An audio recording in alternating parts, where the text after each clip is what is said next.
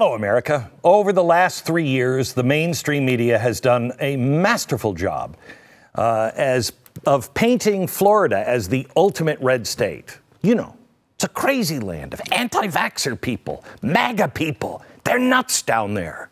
According to this narrative, Florida's Republican Governor Ron DeSantis is the creature from the Black Lagoon. Yep, they got the creature over this suddenly super red state, which means he's a monstrous Trump clone that doesn't care about people and COVID or masks. He wants everybody to die. He's a reckless MAGA maniac. The media attacks on Governor DeSantis have been so persistent that they spawned a new term, DeSantis derangement syndrome. There is even a DeSantis derangement syndrome Twitter account that keeps track of the attacks on the governor, and it never runs out of material.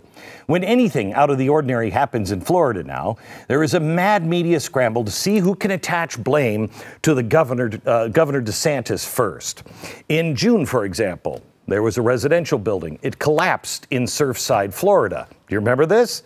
Washington Post reporter falsely accused DeSantis of waiting over 24 hours before approving any emergency relief for the victims. That's weird because the truth is DeSantis signed the emergency order less than an hour after receiving the request made from the Miami-Dade County mayor.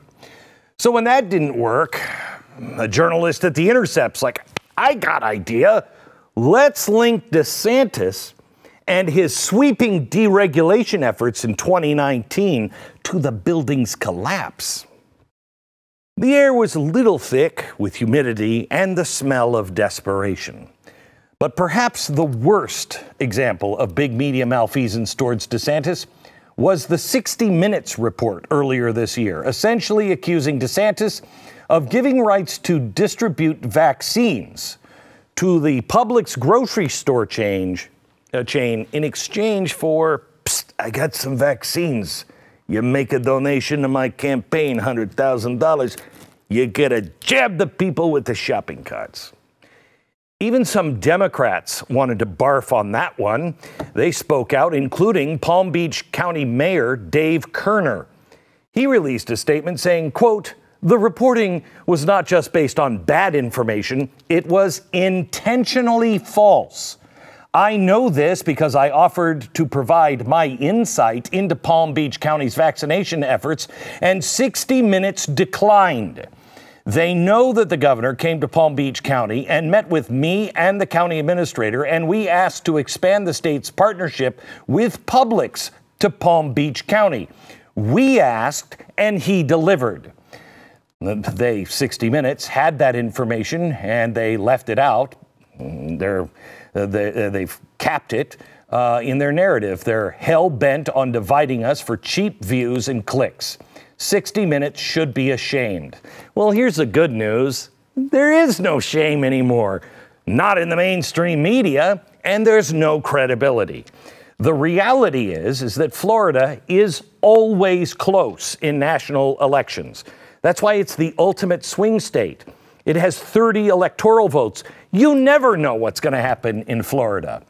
Big media has made it easy to forget that DeSantis barely won the governor's race in 2018. He only won by 0.4%, which triggered a mandatory machine recount. Yes, Donald Trump won Florida in the 2020 presidential election. But 36.8% of Florida's registered voters in that election were Democrats compared to 35.2% Republicans. There's another 26.9% of registered voters that are unaffiliated, leaving a ton of independent voters up for grabs. The bottom line is that Florida is politically unpredictable. 3 Democrats are currently trying to unseat DeSantis in next year's election. I love this one. Congressman Charlie Crist, who is a former Republican governor of Florida. According to 538, the latest polls from November have DeSantis leading, in some cases by double digits.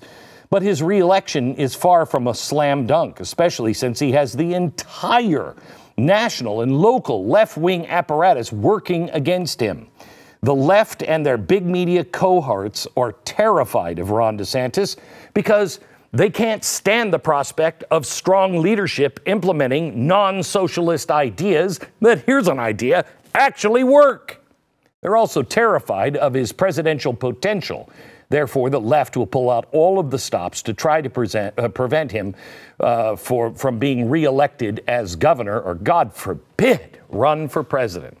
Because, I mean, you can't have anybody that's even alive running against Biden, Harris. They got no one. I actually heard rumors. They're thinking about running Hillary Clinton again.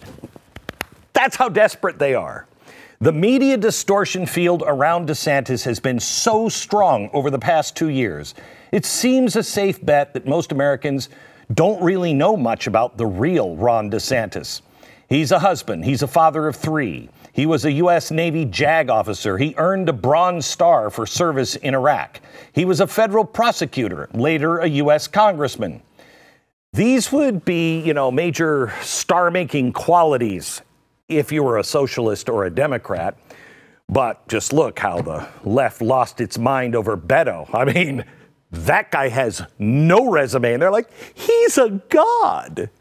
But DeSantis is a Republican, so big media, corporate media, put him under the microscope in a weirdly obsessive way for a relative unknown in his first term as governor. Personally, I think he kicks ass. DeSantis has shown he's up to the challenge so far, but there is a long, rough road ahead, and he is being stalked by the Democratic media complex, who are eager to pounce on every single stumble and make a few up along the way. You don't want to miss my conversation tonight with the one, the only Governor Ron DeSantis. Next.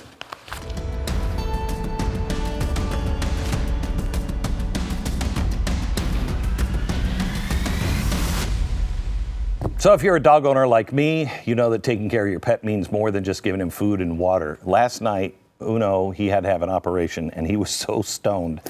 He came home, and he was just like, are you seeing trails now, Uno? We are doing our best to keep the best care of him that we know how. One of the best things we've ever done, honestly, is to feed him rough greens. You put it in his bowl. It's not a dog food. You put it over the kibble. It has everything he needs, including probiotics and everything else. He actually eats, which is something that was new to him for the first 8 years of his life. Pickiest eater you'd ever see. Now you put that in the bowl along with his kibble food, and he eats it. He eats all of it. He licks the bowl. It's good for him. And maybe your dog will like it too. Would you get a free bag of rough greens? All you have to do is just go to roughgreens.com/Beck, or you can call the phone number 833-GLEN-33 and ask him for a free bag of rough greens for your dog to try out. Just pay for shipping and watch the difference in your dog. Governor DeSantis, it is good to have you here, sir. Thank you for spending the hour with us. Well, thanks for having me. You bet. So I mean, you've been around a while, but you have this, I don't know, maybe it changed or it's just become obvious to all of us. In the pandemic, you just have this, I don't really give a flying crap what you say, kind of attitude, which is rare, to say the least. Well, look, at the end of the day, Glenn, my job is to be a leader, and particularly when you're a governor. I mean, you had mentioned I had been in the U.S. Congress, and that's great, and there's a lot of great people there, but you're one of 435. You don't have to exercise leadership. You vote or not vote, and that's kind of it. Well, when you're the executive, the buck stops with you. And so we were faced with a situation with COVID where I had a lot of people that depended on me, their jobs, their businesses, their kids' education, their entire livelihoods rested incredibly in my hands. And we could have a discussion about whether any governor should have this type of authority, and I don't think they should. But I knew that, for example, in 2020, when we were keeping the state open, getting the kids back to school, I knew I was going to take flack from the corporate press. I knew I was going to take flack from the left because they basically had embraced these perpetual lockdowns. But my view throughout the whole time is look, it's not for me to put my finger in the wind and try to be on the good side of the media. I have to protect these people's jobs. And if ultimately, politically, it doesn't work out for me, where saving their jobs costs me my job, you know what? That's what I'm called upon to do. So I didn't let it bother me. I had a course. We did it. And now people look back. No one will admit that they opposed me, for example, on having the schools open last year. No one will admit that they opposed me when I was keeping the businesses open and keeping people employed. They won't admit that, but they were all against me when we were making those decisions in real time. I think the rest of the country, we've been watching you. I mean, sitting here in Texas, and I've been saying to Governor Abbott, hey, you watching Florida? What are you doing here? Watch Florida. The people in the rest of the country have been watching you. Has there been, and we remember, was there a time when you thought, oh man, I am either absolutely right or I'm on the wrong side of history? I mean, were you confident the entire time? And if so, was it jobs or was it the Constitution or what was it?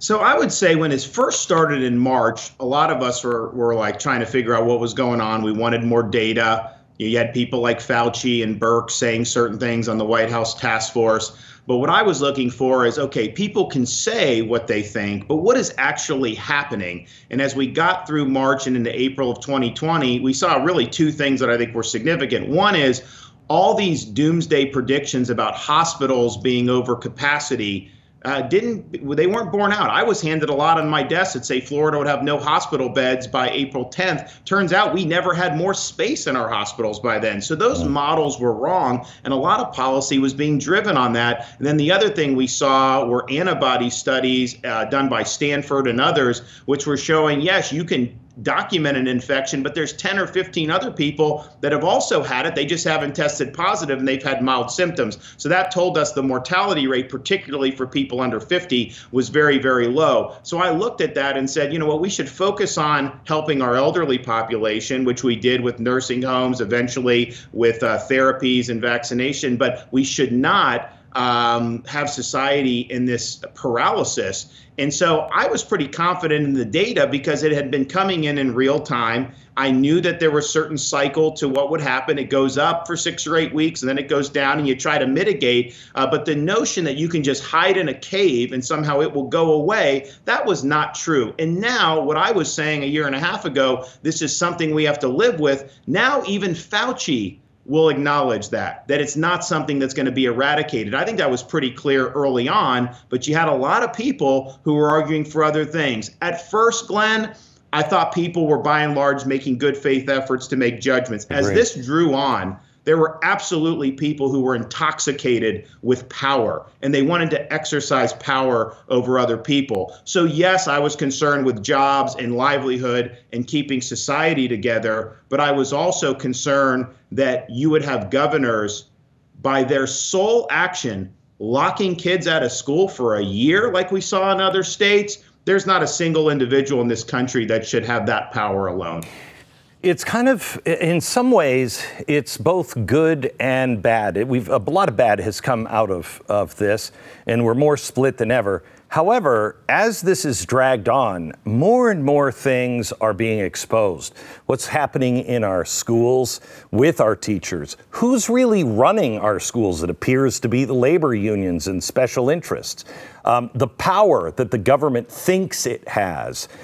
What do you think the biggest positives out of the last couple of years have been that give you hope that we can set this country back on the right track? Well, you touched on it. Parents in this country have been awakened like never before. And I think part of it was when you had the initial period of remote learning, they were then having this dropped in their lap and they became more familiar with the curriculum.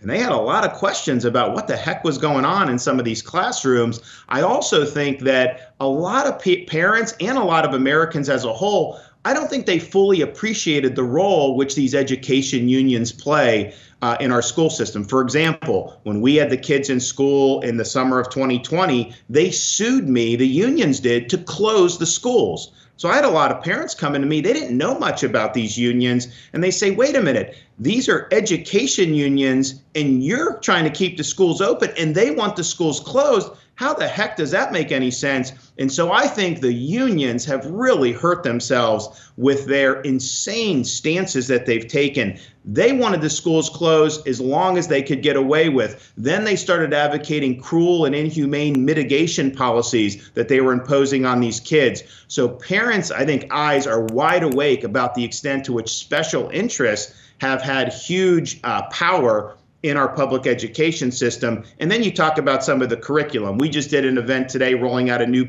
piece of legislation called the Stop W.O.K.E. Act. Right. And what we're doing is we already had our State Department of Education prohibit critical race theory in our K through 12 schools. But I think we've seen that sometimes schools will do what they want. So we're giving parents a private right of action where they could go in and sue if this is happening, get discovery and get attorney's fees. And the parents are really happy about that and really excited that they have a role again in Florida. We have a Parents' Bill of Rights. We were one of the first states to pass it to where we say parents have the primary obligation and responsibility for the health, education, and upbringing of their kids. It's interesting. In that Virginia governor's race, you had the Democrats say parents shouldn't really have a role in what goes on in school. People said that that was a mistake, but I was actually evincing what they actually believe. The left believes that this is the province of unions and bureaucracies, and that parents are really a sideshow in all of this. And I think that view has been totally exploded now. And so parents are on the march.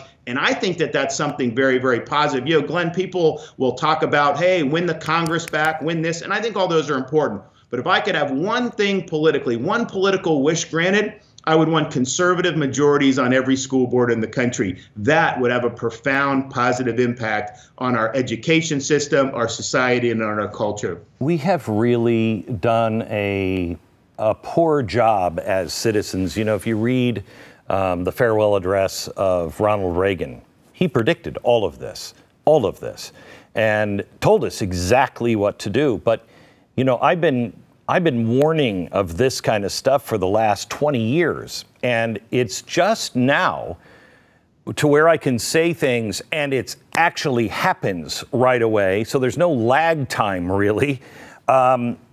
Where we were saying these are all conspiracy theories and everything else. And if you wouldn't have had the movement, I think, from COVID with the unions, I think this stuff would have been harder to rat out. I don't think they're afraid of the American people knowing exactly who they are. But I think they misjudge the American people. I think that's right. I mean, I think that they've, look, different jurisdictions are different. In Florida, we beat the unions to have the schools open. We've beat the unions to expand school choice. We have massive scholarship programs for low and middle income families in Florida. We're proud of that. There's other states where the unions have an absolute hammerlock on the education system, and there's really no prospects for reform. But I can tell you in Florida, one of the things that we really wanted to do before COVID, for sure, I was pushing this, is to get American civics back in our high schools in a really big way. Because my view is we're going to graduate kids from high school. Some will go to college. Some will try to be doctors. Some will be in business. Some will go into vocational. And there's all these great pathways. But 100% of our kids are going to be called upon to be citizens. And we want to give them a good foundation so they understand what it means to be an American, so they understand what's unique about our institutions. And so we've done a couple things. It's now a requirement in the high schools in Florida. We are going to have a citizenship style exam when you graduate. And if you pass it, you can opt out of of college and university civics requirements, which we hope a lot will do. But we're also creating a program for teachers where if they go through our civics training, they get a $3,000 bonus. Because I can sit here and my Board of Education can say, you need to know the Bill of Rights, you need to know the Declaration of Independence, you need to know Lincoln's second inaugural, and that's all great. But you got to have teachers that really understand it and have a passion for it. So we're trying to inculcate that throughout the state of Florida. It's important for us to stand against toxic ideologies like CRT, but you also got to say what you're for. And what we're for is providing people with a foundation, which would have been something that would have been considered common currency not too long ago, but has really faded. And I think you're right, over the last couple decades. Let's get that back. And I'm not saying this is going to solve every problem in America, but one of the reasons we're so divided is because we're not all singing off the same sheet of music. We have different foundational understandings of what our country's supposed to be about. Right. And I think that we have some pretty compelling principles that would probably unite the overwhelming majority of Americans if we set our minds to making sure the next generation understood and would further them. I will tell you that I have spent a lot of time trying to figure out e pluribus unum. What is the unum? The unum is the Bill of Rights. And really, if we just agreed on I don't have to agree with you on policy, on spending, or anything else. As long as we can agree on the Bill of Rights, then we understand the parameters that we're playing in. There's too many people that are throwing the Bill of Rights out, and, well, now you're just making it up as you go along. With the Bill of Rights, we know the government, the federal government, cannot impose a vaccine mandate. They cannot do it. Can the states? Arguably, yes, if they choose to, but the federal government can't. All of these things, these powers that have been sucked up into the national framework, they've got to go back to the states and, more importantly, to the local communities. Back with more with Ron DeSantis in just a minute.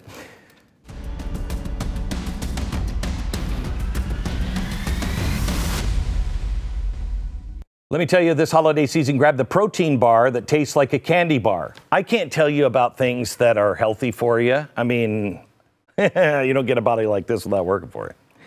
But Built Bars are filled with so much good stuff covered in real chocolate. Amazingly, they are also low in calories, low in sugar, net carbs, and fat.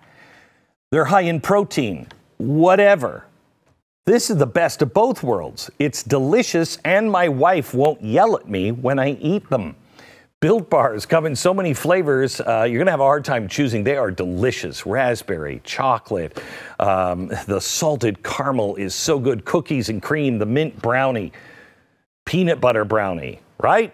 Stressful time? Eat something healthy that tastes fantastic. Just go to Built.com, use the promo code BECK15 and save 15% right now at Built.com. Ron DeSantis is with us. Ron, or Governor, I spoke to the press under Obama, and I had gone to the border, and I saw the cages that the kids were in, and I said, this is wrong. And I called everyone I knew. I called Chuck Todd. I called everybody. No one wanted to cover it. It was wrong then. It's still wrong today, but they don't seem to care. Now the story is that you are using migrant children for political purposes. I assume this is because the federal government flew illegals into your airports in the middle of the night without alerting anyone. Is that correct? Not only did they do that, Glenn, one of the people that they brought in, who they said was a minor but was actually 24 years old, then committed a murder in the Jacksonville area. And so we're not for Biden running this border the way he is and then ferreting people out in different communities, including Florida. That terrible crime would have never happened. What Biden is doing is he is conducting the largest human smuggling operation in the history of our country. This is intentional. Donald Trump had policies that were working. He reversed all those, knowing what the result would be. I actually sent people to help Governor Abbott in Texas, state law enforcement, over the summer, and they did a great job. But what was happening, Glenn, was if someone crossed illegally and had committed another crime, drugs, human trafficking, they could be arrested. Texas would prosecute. But if they just crossed illegally, our folks would turn them over to the feds, and then the feds would put them on a plane or put them on a bus. And then they would go all across our country to different communities. And so my view is we don't want any Florida government institutions or private institutions facilitating what is an incredibly reckless policy. I want my resources focused on the people in my state, and I want to make sure that if these private contractors are doing Biden's bidding, we're going to seek legislation in January that says, if you're bringing people illegally into Florida as a contractor, you forfeit your ability to do business with the state of Florida or any local governments. And we're going to send you a bill for restitution for each individual that you're bringing. Because the fact of the matter is, yes, we had the guy commit a murder. There's been some other criminal activity. But even if someone's totally law abiding, you have huge costs with education, healthcare, all kinds of things. And this is because of Biden's policy. So we don't want to participate in what he's doing. We want the border to be secured. My audience rescued 10,000+ people from Afghanistan. And we know that if we're going to relocate them to another country, we just don't fly them into the airport and set them free. We work with the government. We pay for the first year so they have housing and clothing and education. We make sure that's not a burden on the state. That's not what the federal government does. And I have to say, please, if you cannot get the money from your legislature, my audience will be more than happy to raise the $8 million it's going to take for you to fly people to Martha's Vineyard. Please let us help you do that. It is well, if you think about it, Glenn, that may be the cheapest way to solve this problem, because the minute they show up in Delaware or Martha's Vineyard, that border will be secure the next week. You can bet your bottom dollar on that. Oh, yeah. They're fine with a reckless border policy as long as it affects other people. The minute it affects them, then that's when they'll start to cry foul. So we did ask for $8 million in the budget. I think we'll probably get it. I think the key is identifying when these flights are coming, because they do not tell us. This is like, I think it's done by private contractors, but honestly, it's almost like a CIA type mission, very clandestine, middle of the night, and then this just happens. So we're going to have a plan to deal with it, and hopefully we get the funding. But if we don't, I am absolutely going to hit you up on that. Yeah, if you even need a bridge loan in case it happens sooner rather than later, we can make that happen. This is the kind of stuff that makes you popular. And I think some people might think it's like stunting, but it's not.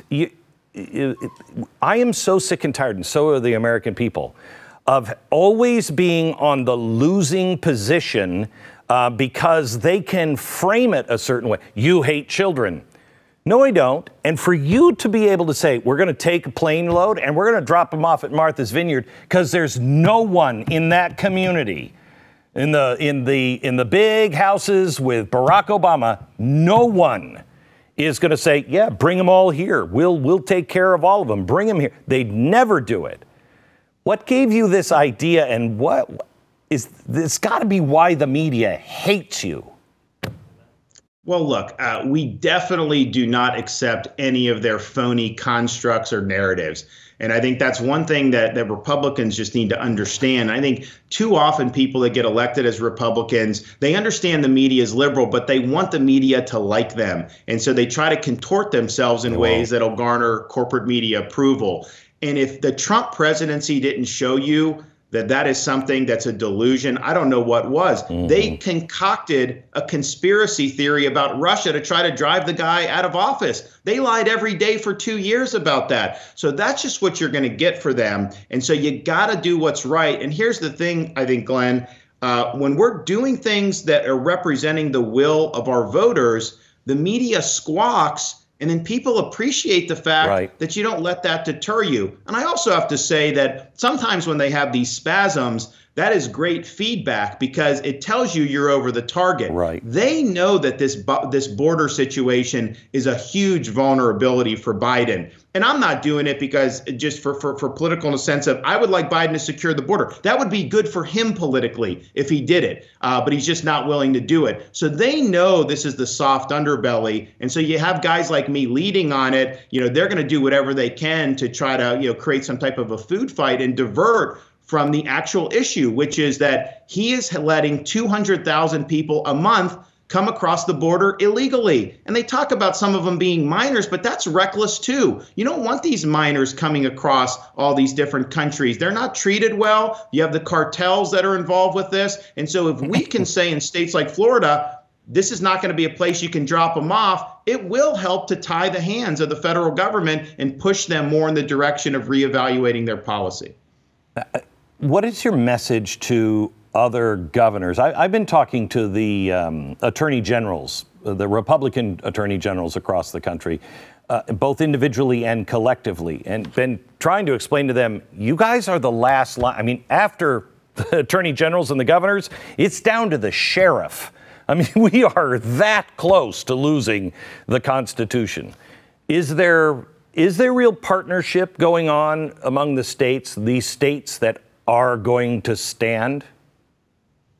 So when Texas asked for support, Florida brought support in the summer, and there were other states that did too. I know Nebraska, Iowa, I think some others did, and it was important and that was good. But I think we've got to think, okay, yeah, we helped. We were able to interdict some people, but ultimately we just turned them over to the feds. I would support sending people to help Texas if Texas wanted to reinstitute, say, remain in Mexico. Because you think about it, the courts have always said immigration is the sole province of the federal government. Maybe, maybe not, but let's just say that that's what the Constitution actually requires. Well, if they're not willing to do their duties under the Constitution, are the states just defenseless? And can we just do nothing as a result?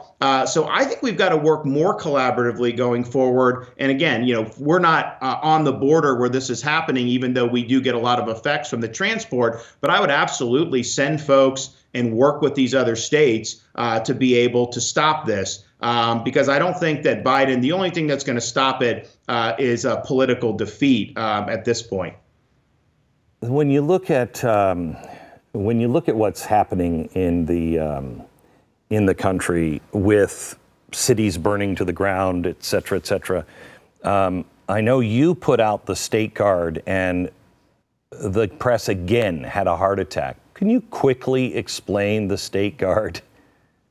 Yeah, well, if you think about Florida's National Guard, we have one of the lowest Guard members per population in the country because we're a big state and our Guard just hasn't grown. So we've always had challenges. But then you have the vax mandates that they're imposing on the military. And so they have a certain amount of authority over our National Guard. So we used to have a State Guard. Many other states have it. And so I said, let's resurrect that. Let's make sure those folks have an ability to serve. And then obviously other people can serve. The interesting thing was the corporate press had a spasm. The left had a spasm. They were saying DeSantis is raising an army. He's going to take over the world. The response, though, in Florida, where people were saying, oh, DeSantis is creating an army? I want to join that. I want to help out. And so we have huge interest in joining the State Guard. The corporate press helped us to where we thought we could have 200 people. Now we budgeted at least 400. And I think we probably would have interest to do more. And all it would be is a State Guard that can respond to different things, but wouldn't be encumbered by federal mandates and federal restrictions. And so I think the fact that states like California and New York have it, the press didn't want to talk about how they had it. Correct. They kind of act like I was doing something underhanded. But it does make sense for us to do. And we have a very great slogan that was coined at the dawn of Florida's history, which is just let us alone. And so that'll be the motto for the Florida State Guard. That's very good. When you see all these people coming in, mainly from New York, a lot of people moving from New York into Florida, we have the same kind of influx here in Texas, except we get it from California. We have found in Texas that mainly those who are coming here, a good number of them are coming because they are tired of the nonsense and they know what caused it. and they're not going to repeat that mistake. At least that's what they're saying at this point. You're in such a purplish state, you couldn't have the approval ratings that you have if those same people being imported liked what they had in New York.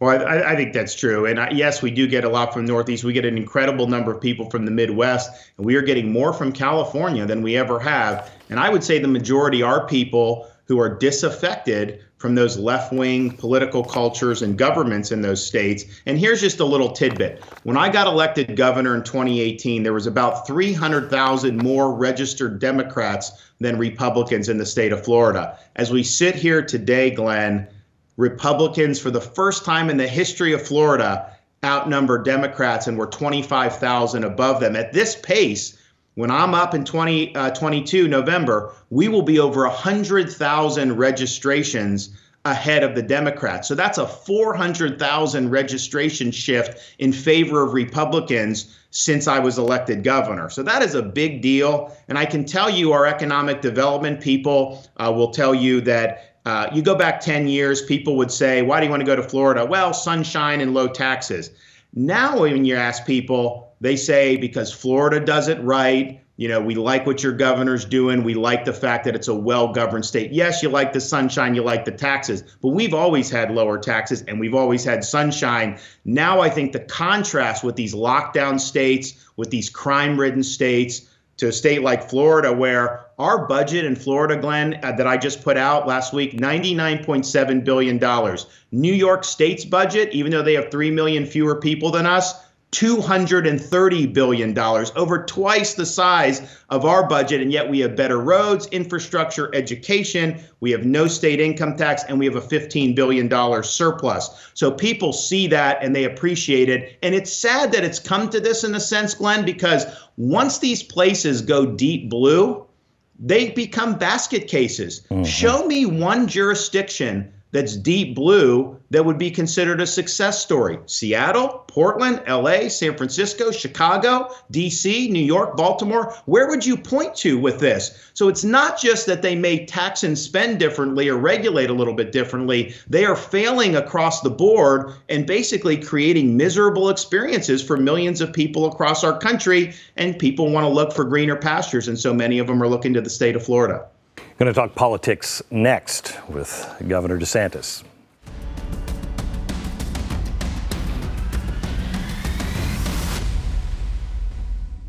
Right now, someone out there might be looking at your house, looking at the things, you know, that you have and say, boy, I'd like some of that. The bad news is there's lots of ways to make this happen. They don't actually have to be in front of your house. That's why you need Home Title Lock. They can actually steal not just the stuff in it, but your actual home. Title fraud happens when a criminal forges your signature on documents stating that you sold your home to them. Then they take out loans against the home and leave you with all the payments. You'll spend a fortune in legal fees trying to prove you didn't commit fraud. Home Title Lock puts a barrier around your home's title. The instant it's detected that there's something going on, they alert you right away and help you shut it down. If you value your home, your peace of mind, the best thing you can do is get Home Title Lock. Go to HometitleLock.com, register your address to see if you're, God forbid, already a victim. Enter the code RADIO for 30 days of free protection. That's code RADIO at HometitleLock.com. Governor, just a couple of sweep-up questions from the last break. Have you gotten any police officers to move in? You invited them to move in. Have you seen an influx of police officers moving to Florida?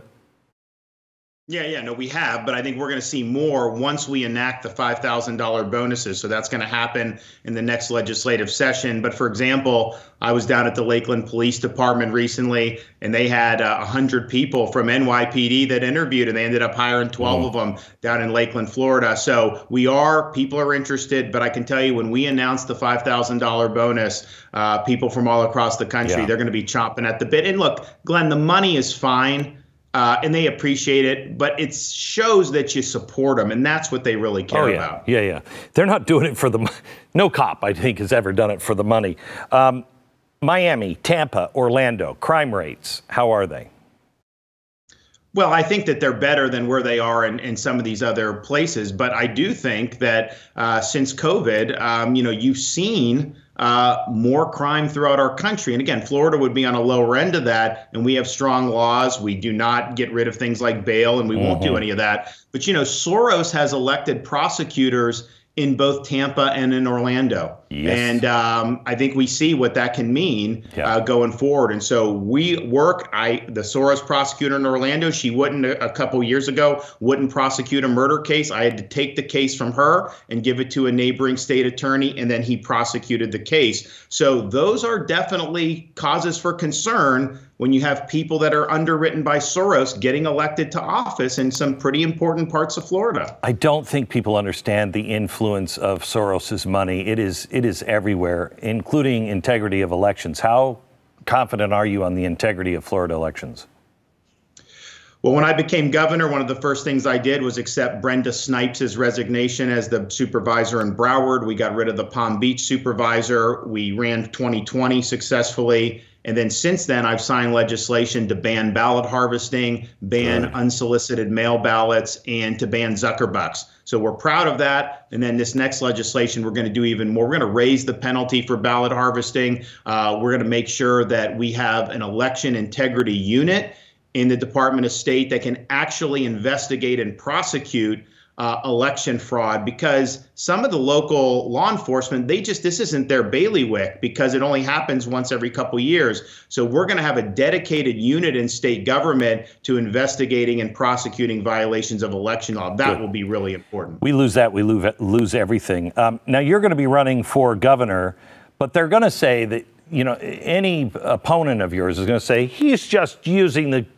gubernatorial office as a stepping stone. In Florida, you're nothing but a stepping stone to the White House. How would you respond to that?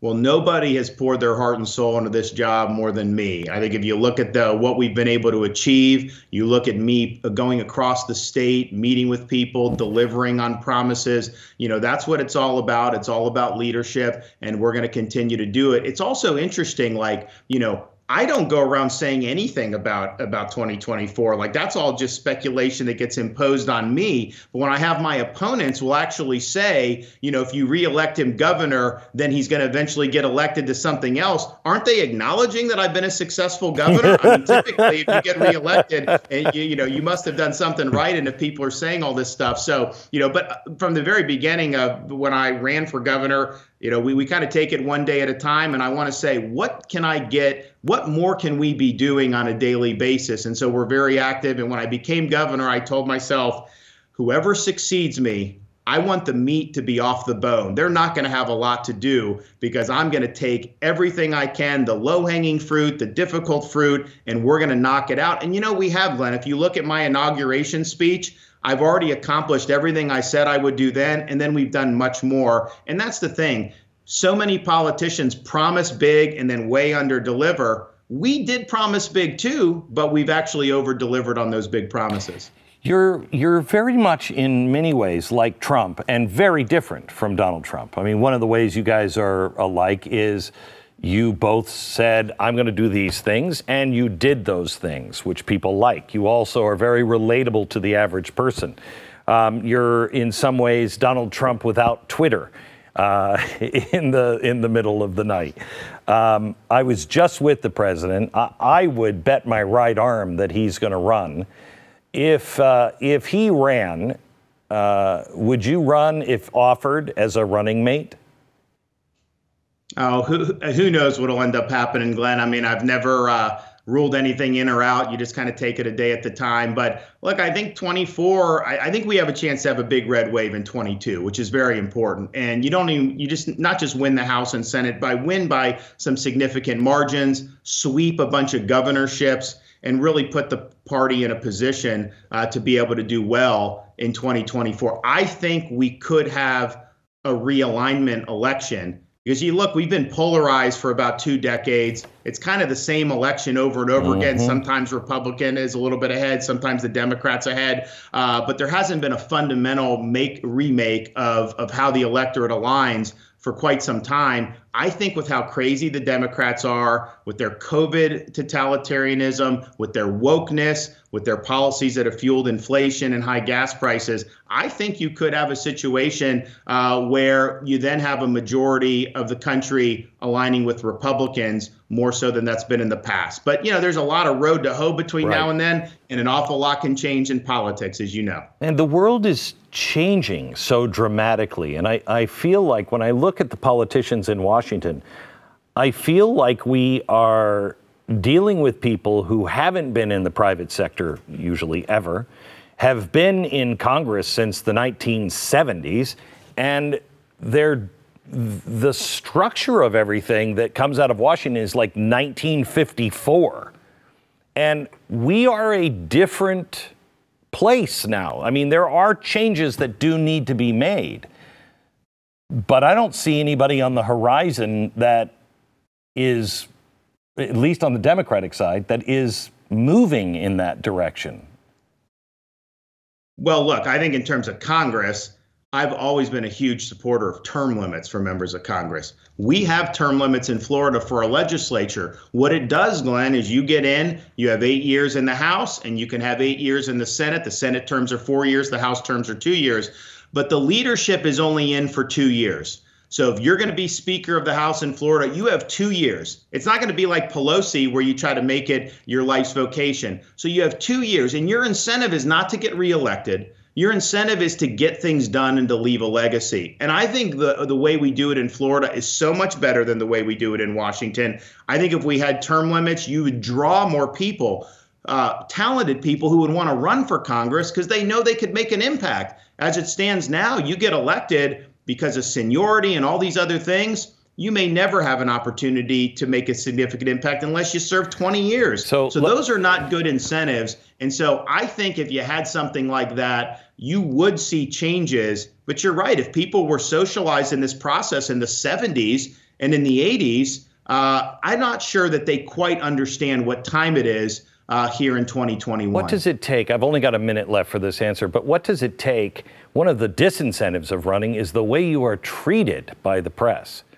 What does it take to be you or someone like you? I was born with a thick skin, and I know the game. And I know when you go out and you lead and you take strong stands, I understand the blowback's going to come from those certain quarters in the corporate press, in the militant left, and that's fine. I do think, though, that the corporate press is able to get away with so much in terms of their lying. And I think if we had a little bit better private ability for people to be able to respond and vindicate their reputations, you may have more people who would want to go. But as it is now, the minute you step forward, they are going to smear you, at least if you're a Republican. And I can understand why a lot of people wouldn't go through that. My view, though, is that things have gotten to such a point that we need people to be willing to put that fear aside. They're going to throw flaming arrows at you. You know that. But stand there with the full armor of God and fight back for the truth. And it's not easy, but I can tell you, when you show people you're willing to fight for them in the face of that, man, they will walk over broken glass to support you. There's a hunger out there for people who are willing to lead under difficult circumstances. We've seen that here in Florida, but I think those Americans are all across our country. Agree. Governor Ron DeSantis from Florida, good to talk to you. We hope to talk to you again. God bless. Thank you. Appreciate it. We talked a little bit about the border and what's happening on our border. It is really bad. Tomorrow on radio, we talked to somebody who was just down on the border with amazing videotape. Are our border agents starting to crack under the pressure? That's tomorrow on radio. From Dallas, good night.